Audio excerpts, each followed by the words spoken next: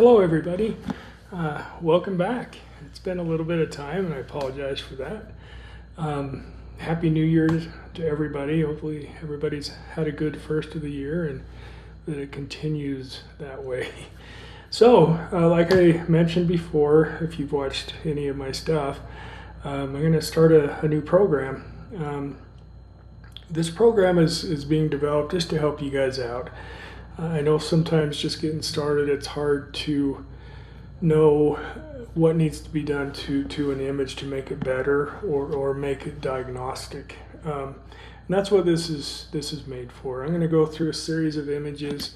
We're going to look at it and see if it's okay or if something needs to be done to change it to make it a better image. I hope you guys find this helpful. I go through various images each day. And things are looking pretty good. You know, there's still a few things that need to change, but that's all with practice. And that is why I'm doing this video series, so we can look at images and know what we need to see and what we need to do to change that image to make it diagnostic. Anyway, so to all of you that don't know me, my name's Eric Giles. I'm a radiologic technologist. I've been a tech for about 23 years. I've done MRI, CT, and I kind of like where I've settled here and able to impart what I've learned over the last 20 plus years and help people along. Because here at Sterling we're expected to do x-ray. So I hope that you find this helpful. I hope you reach out to me if you have any questions. I'm definitely here to help you. So anyway, thanks for being here today. Let's get started. So the name of this program is the Technologist Workshop. Okay, from Nope to Dope, X-ray edition. So like I said before, we're going to look at a few images and take that image from Nope to Dope. Make that thing look good. So let's get started here. Okay, so here we have a chest X-ray. And all these pictures that I've put in this program have been taken at a Sterling clinic with one of the 18 clinics that we have. And it's, you know, images that have been turned in for review and a reading, and a lot of them probably shouldn't have been, and that's why we're doing this. So here we've got a chest X-ray. We've got a PA and a lateral, left lateral. And we're just going to run through it. So for a chest X-ray, we need to be able to see the entire lung fields, right? First and foremost. Technique-wise, these images are really, really nice. We've got, we can see the pleural markings really, really well. Distinction between bone and soft tissue is fabulous. There are a couple things about both these images that need to change, however. So here, we've got it marked post-processing, left side on the left, right side on the right. But somebody put a marker on the bucky and just didn't put it in a great place. So you take your image, this comes up, and there's a marker in the middle of the lung field. Okay, we automatically know that we're going to need to take another one. We do not want to submit a film to the provider or the radiologist, for that matter, with a marker in the middle of the area of interest. So first of all, we already know that we need to make a change. We're going to have to repeat this image. So what should have happened is employee takes the first image, it comes up for post-processing, and there's a marker in the middle of the lung there. So what should have happened is we should have removed that marker, redid the PA, and then when we did the lateral, it wouldn't have been in there. So always pay attention to the images that you take and what needs to be done with them. Another thing, symmetrical were really nice. However, you can look down here and we're missing both costophrenic angles. Okay, we need to have those angles all the way down to the diaphragm. So, you know, if somebody has a piece of gunk in their lung angle, we can show them that, and it can be diagnosed as a pneumonia or a nodule or something along those lines. But if that information isn't there, it's not a diagnostic picture. So So we already know that we need to retake this picture because of the marker, but also because the angles are not showing. So is what we'll do is we'll move our Bucky up a little bit, okay, center down a little bit lower, and hopefully get your apices and your costophrenic angles on one image. Another way you can do this is you can turn this image in, and you can just bring your tube down and catch those angles and hand it in as a two-picture image. Just as long as the costophrenic angles are there and the apices, as well as the lateral elements of the lungs need to be on there. Here you can see we've cut it really, really close. Always remember, always include the area of interest. If you're cutting any of it off, you need to redo the image. Okay, and then the lateral, the same thing. We've got a marker in the middle, and we're also, you can see where we've cut off the costophrenic angle. I'm assuming this patient is really tall. Sometimes it is tough to fit the whole lung capacity on one image, but it's doable. But if you have to do it in two images, that's okay. So like the lateral, for instance, we're already up here around the apices, right? And we've cut off the costophrenic angles right here, okay? So we'd probably hand this in and then just shoot a little bit lower one so we include the costophrenic angle. Hope that makes sense. All in all, pretty good picture, just a couple problems, right? And when you see a chest x-ray, just remember you've got to get the entire lung filled in there, which we didn't do here. Okay, let's move on to the next one here. Okay, it's another nope. So on this one, first of all, there's a marker up here on the lateral, and also it's on the left PA view here, right in the middle of the lung field. So they kind of look like they were done post-processing, so I don't know why anybody would put a marker inside the lung field. But obviously, you know, we need to get rid of the markers, make sure those markers are outside of the body. And here we have cut off the apices on the top of the lungs. Okay, you need to be able to see the top of the lungs right there. Okay, and it's an easy fix. Is all you got to do is move your tube up a little bit, make sure that marker's out of the way, and shoot another image. You should adequately be able to fit the entire lung field on one picture with this particular patient. Their lungs are fairly short. Okay, maybe not as good a breath hold as we needed. Contrast wise, the image is fairly good, other than it's hung anatomically incorrect. Okay, we've got it marked as a left, and we can see the heart right here on the left side. Now remember, it's just like that patient is looking at you. So if that patient's looking at us, we know that heart is going to be on their left side. Unfortunately, it's marked, so we know that the heart is on the left side.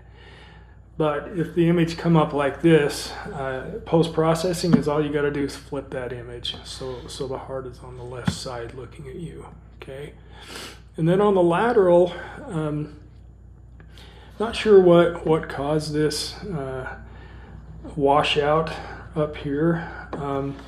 But if that were to come up, I would redo that picture because you're missing the whole upper portion of the lungs. Okay, it's all washed out right there. So is what I would do is I would move my tube up a little bit and shoot that again. Now, I would say if we used automatic exposure control, that could be a reason why that was like that, but we don't use AEC here.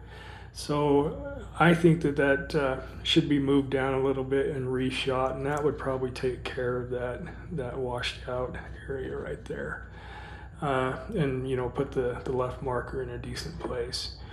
But it's just things that you got to watch, right? You pull this image up, you can tell it's backwards, and we've cut off the apices. So definitely going to redo that. Make sure that heart's on the left-hand side when you turn that into the radiologist. Okay, radiologist is going to get this image and wonder what's going on, right? We also have a large washed out area down here as well. Okay, And there's a couple different things that could be, mostly because of an automatic exposure control, but we don't use that here, so that's not the issue. But I think that is fixable merely by centering a little bit better. Centering point is T7 on a chest x-ray, and it looks like we're centered down here around T11-ish. So yeah, okay, so let's look at a good chest x-ray. Let's see what it needs to look like here. Okay, now here's a really nice chest x-ray. It's beautiful, actually. You can see that the patient has a necklace on, but it's kind of hanging up in their mouth, which is perfectly okay, because you want to get that necklace out of the field of view. We've got the apices demonstrated very well. We've got both costophrenic angles right here, and all the lateral elements are there. It's a really nice picture. Contrast is great.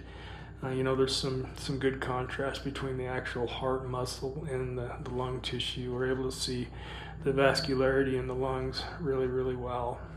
It's a nice picture. Over here on the lateral, it's basically a perfect lateral. We see the posterior ribs right here. They're all lined up on top of each other. There's no ribs swinging way out there.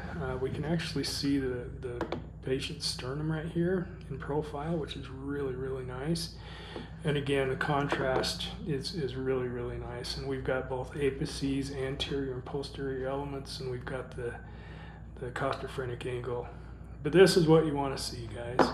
So you look at this, and then you go back to this, or that, and you can see that where we're off, right?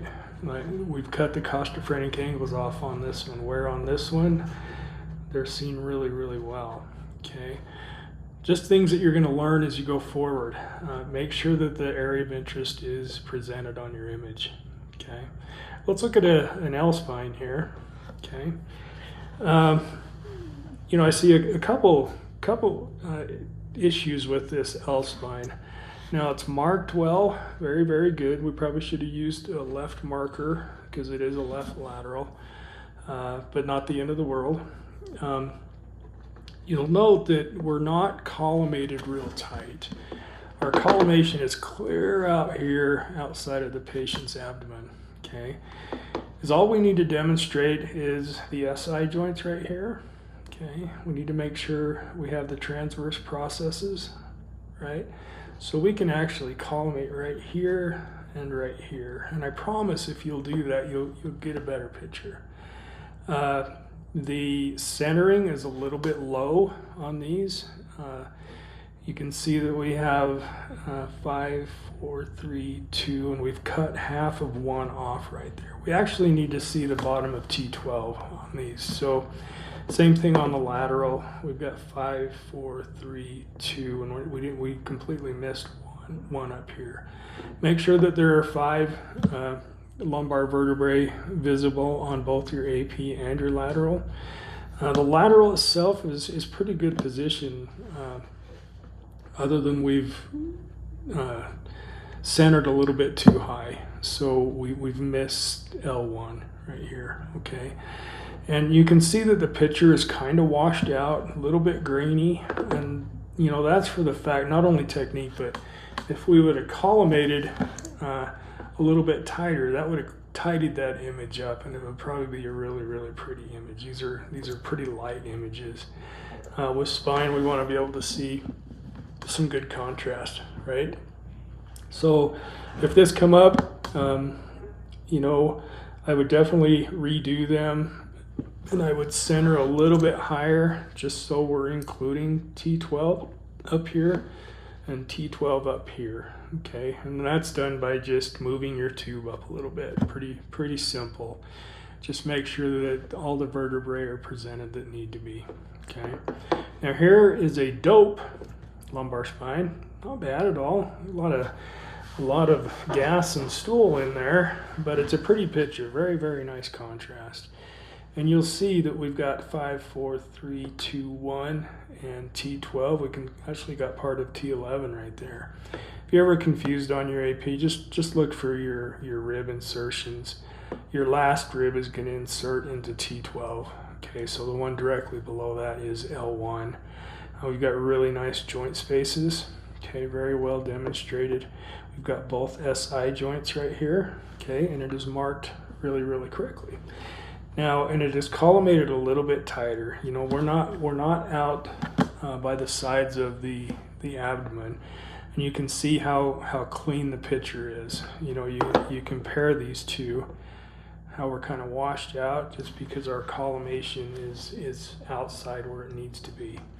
If we were collimating in tight to the spine, it's going to look better. Okay, and you can see that the collimation, you know, we really could have collimated even more on these. But if these pictures come up on my screen, I would go with them, just for the fact that they are nice pictures, and you know, joint spaces are fabulous, and the difference between soft tissue and bone is great. We can see good periosteum on all of the images. So yeah, so this is a dope L spine. We could collimate a little bit more, but other than that, they're fabulous. Just remember that you've got to get all 5 lumbar vertebrae on your picture. Okay, 5, 4, 3, 2, 1. Here we've got T12. Here we've got T11. So we're in really good shape, and we're also getting the sacral area down here as well. So nice job. Okay, let's move on to an ankle. Okay, now I've talked a lot about annotating images so they look anatomically correct, right? So here's the issue with this left ankle. Okay, first of all, it's not collimated really well. You can see that the collimation was left wide open. Be really careful with this. You're not only overexposing the patient, but you're affecting your image's diagnostic value. So yeah, we want to collimate to the ankle joint. So collimation through here, up into there, about 1/3 of the tib fib, like that. And when they popped up upside down.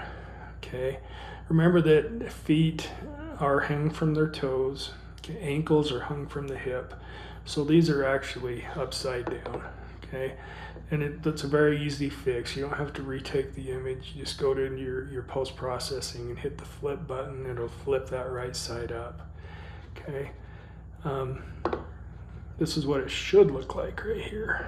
Okay, you see how it's hung from the hip, leg comes down just like that patient is looking at you. We are looking at that patient's right ankle.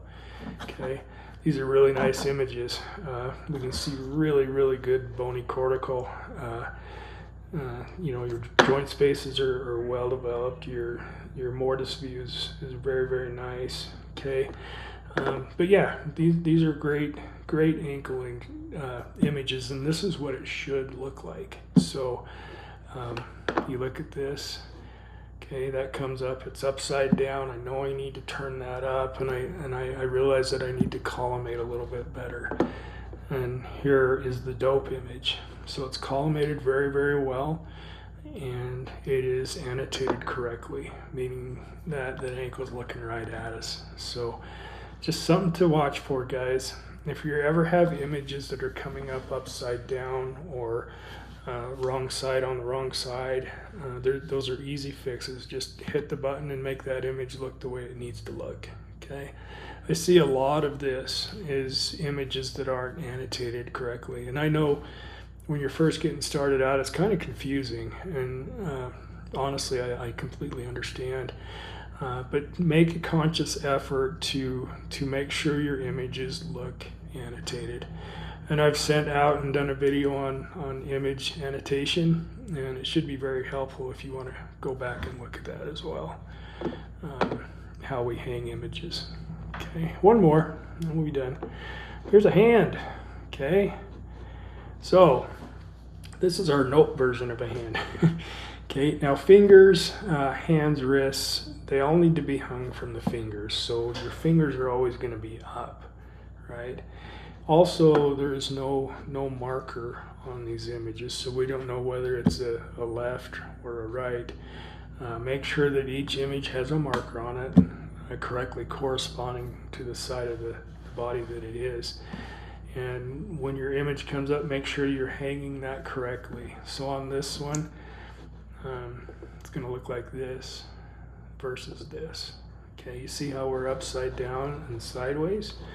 We want all of our image facing the same direction and anatomically correct.